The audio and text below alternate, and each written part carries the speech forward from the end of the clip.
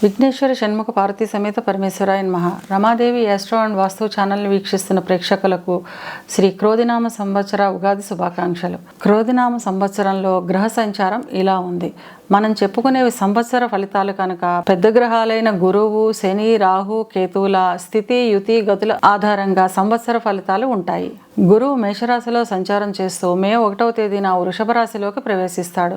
ఈ సంవత్సరం అంతా వృషభ రాశిలోనే సంచారం చేస్తాడు. శని తన స్వక్షేత్రమైన కుంభంలో సంచారం చేస్తాడు. రాహు మీనంలోను, కేతువు కన్యలోను సంచారం చేస్తున్నారు. ఈ గ్రహస్థితిని ఆధారంగా చేసుకొని మిథున రాశి వారికి శ్రీ క్రోధినామ సంవత్సర ఫలితాలు ఎలా ఉన్నాయో, చిన్న చిన్న పరిహారాలు ఏం చేసుకోవాలో చూద్దాం. మృగశిర 3, 4 పాదాలు, ఆరుద్ర 1, 2, 3, 4 పాదాలు, పునర్వసు 1, 2, 3 పాదాలు కలిపి మిథున రాశిలో ఉంటాయి. మిథున రాశికి అధిపతి బుధుడు. మిథున రాశి వారికి ఈ సంవత్సరం ఆదాయం 5, వ్యయం 5, రాజపూజ్యం 3, అవమానం 6. ఈ సంవత్సరం మిథున రాశి వారికి మిశ్రమ ఫలితాలు ఉంటాయి. నూతన గృహాలు, వాహనాలు, బంగారం వంటివి కొనుగోలు చేస్తారు. వచ్చిన అవకాశాన్ని, కాలాన్ని సద్వినియోగం చేసుకొని అద్భుతమైన విజయాన్ని సాధిస్తారు. ధార్మికమైన కార్యక్రమాల నిమిత్తం అధిక ధన వ్యయం చేస్తారు. విద్యార్థుల విషయానికి వస్తే మనసు కేంద్రీకరించడం వల్ల అద్భుతమైన విజయాలను సాధిస్తారు. మంచి విజ్ఞానాన్ని పొందుతారు.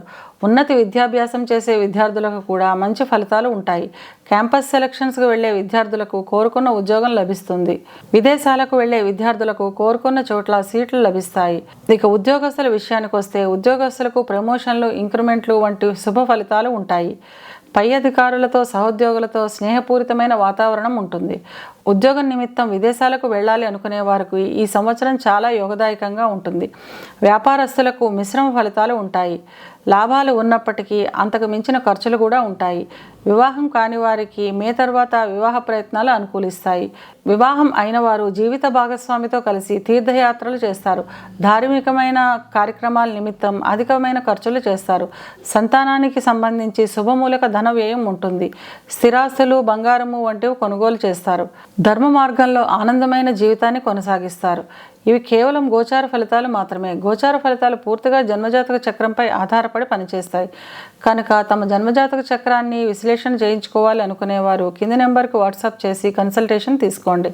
మిథున రాశి వారు అనుకూలతను పెంచుకోవడానికి, ప్రతికూలతను తగ్గించుకోవడానికి గురువారం రోజున దక్షిణామూర్తికి అభిషేకం చేయించడం ద్వారా అంతా మంచి జరుగుతుంది.